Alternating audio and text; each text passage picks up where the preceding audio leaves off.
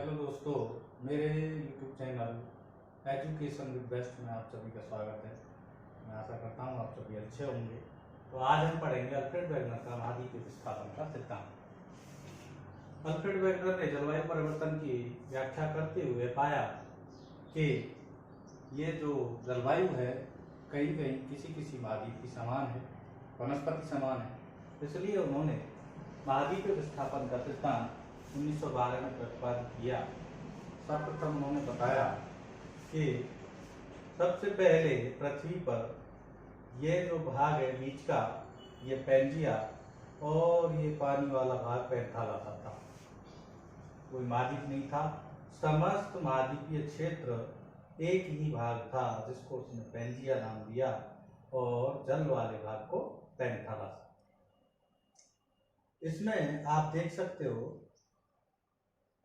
कि ये जो भाग है एशिया यूरोप वाला, ये अमेरिका है, ये दक्षिणी अमेरिका है, और ये अंटार्कटिका, ऑस्ट्रेलिया, ये इंडिया का भाग और ये अफ्रीका। तो इस तरह से ये पूरा भाग था पैंजिया और ये था पैंथालासा। बाद में इन दोनों का क्या है, विखंडन हुआ। ऊपर वाला भाग जिसमें एशिया और उत्तरी अमेरिका लॉरेशिया या अंगारालैंड के नाम से जाना जाने लगा, और नीचे वाला भाग जिसमें दक्षिणी अमेरिका, अफ्रीका, इंडिया, ऑस्ट्रेलिया और अंटार्कटिका, ये वाला भाग गोंडवाना के नाम से जाना जाने लगा। ये दो भाग हुए और उसके बाद इन दोनों भागों के बीच में अगली स्थिति ये बनी। इन दोनों भागों के बीच में तैतीस सागर बहता था और इसके जो खंड हुए पैंजिया के वो इस तरह से हुए: उत्तरी अमेरिका, एशिया, इंडिया, अफ्रीका, दक्षिणी अमेरिका, अंटार्कटिका और ऑस्ट्रेलिया। तो ये स्थिति के बाद जो नई स्थिति अगली बार बनती है, समय अनुसार ये बदलती स्थितियां बनी, तो ये प्रारूप अभी कुछ वर्तमान समय से मिलता होगा, और वर्तमान ही समझ लो ये प्रारूप आता है सामने। इसमें आते हैं ये उत्तरी अमेरिका, दक्षिणी अमेरिका, और ये वाला भाग है एशिया, और इसी में यूरोप, अफ्रीका, ऑस्ट्रेलिया और अंटार्कटिका। तो अल्फ्रेड वेगनर महोदय ने बताया कि जो विस्थापन हुआ उसका कारण क्या था। उसका कारण दो बल थे, भूमध्यरेखीय बल और ज्वारीय बल। तो ज्वारीय बल का जो था, उन्होंने बताया कि जो उत्तरी अमेरिका और दक्षिणी अमेरिका पश्चिम की ओर गति कर रहे हैं या गमन कर रहे हैं, और ये जो भाग है इंडिया वाला भाग और ये अफ्रीका वाला भाग जो है और ऑस्ट्रेलिया, इन्होंने गति की भूमध्य रेखा की तरफ, और ये जो एशिया है इसने ध्रुव की तरफ से भी भूमध्य रेखा की ओर गति की। गति करने के बाद ये इंडिया और अफ्रीका इसमें जाके जुड़े इस तरीके से। तो बीच में जो 33 सागर का जो मलबा था और गाद थी, उससे जब ये दोनों टकराए, यहाँ पर हिमालय का निर्माण हुआ इंडिया के उत्तर में।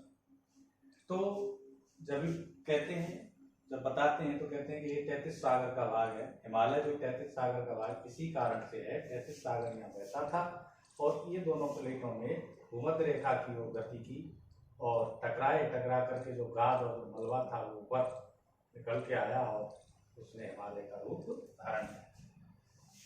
तो इसके जो कारण थे, भूमध्य रेखीय बल के कारण तो ये दोनों क्षेत्र आपस में इस तरीके से गमन करते हैं, इस तरह से गति करते हुए आपस में टकराते हैं।